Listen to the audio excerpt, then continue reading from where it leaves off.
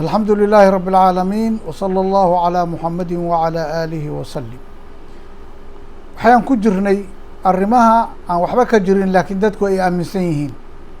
26 dhulku ma wareegsan yahay mise waa fidsan yahay. dhulku waa fidsan yahay saynu arkayno haddana waa wareegsan yahay. cilmiga xadiiskana lagu ogaaday aqmaaru sanaaciya oo cirka loo diray baa lagu ogaaday wareeg inuu wareegsan yahay waxa kuugu daliila hadda haddaynu caaw habeen joogno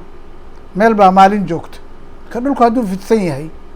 qoraxdu mar bay usoo wada bixi lahayd marna waa u wada dhici lahayd laakiin maadaama wareeg uu jiro waxa weeye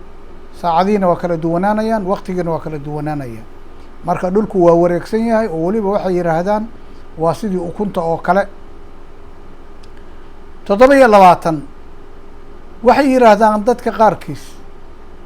nabigeena calayhi salaatu wasalaam ayaa adduunka loo abuuray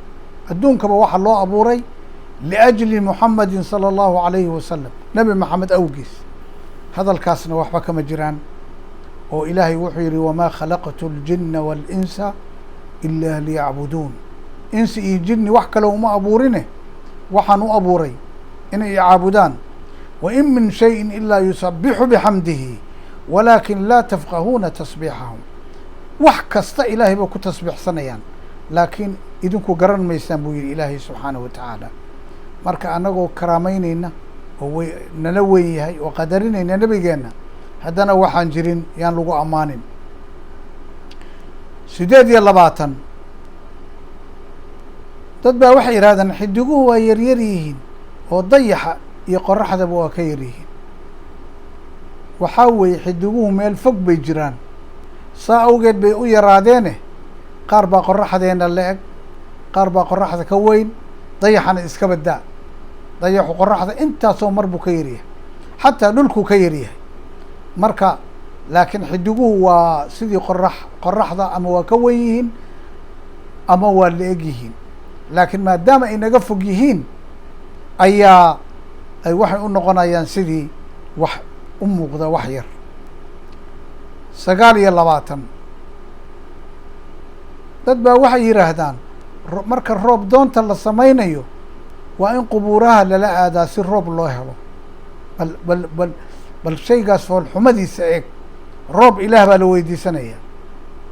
maxaa meel dad mayd ku jiraan lagala doonaya dadkan waaba dhinteene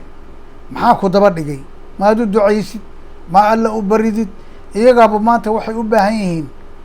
muxuu ahaa in alla loo baryo oo xasanaad loo sameeyo oo ma garanaysa rabbi loo tuugo iyagu ilaa inay rabbi tuugaan waa ka tageen oo nabigu calayhi salaatu wasalaam wuxuu yidhi idaa maata bnu aadam inqataca camaluhu ilaa min 3 qofku markuu dhinto camalkiisu waa go-ayaa 3 maahane 3daas waxaa ka mid a ilmo uu dhalo wanaagsan oo usoo duceeya sadaqo jaariye ah oo uu baxsaday iyo cilmi uu dad baray oo ma garanaysaa la intifaacsado wax kastoo nebigu ogolaaday in meydka loo sameeyana waa fiican tahay waxa uusan sheeginna waa laga istaagaya qodobka 30aad wuxuu leeyahay dadka dhintay oo qubuuraha ku jira waa isa siyaartaan sida dadka nool oo kale bal ilaahay baan kugu dhaariyey ka waran caqli xumada meeshaan taallaba la eg war qof lafihiisii ay caro noqdeen oo burbureen oo ma garanaysaa turaab noqday muxuu siyaaranayaa naftiisoo lagama qaadin maba noole xagguusa siyaaranaya oo ka baxaya ma god dhulko dhex hoostiisuu maraya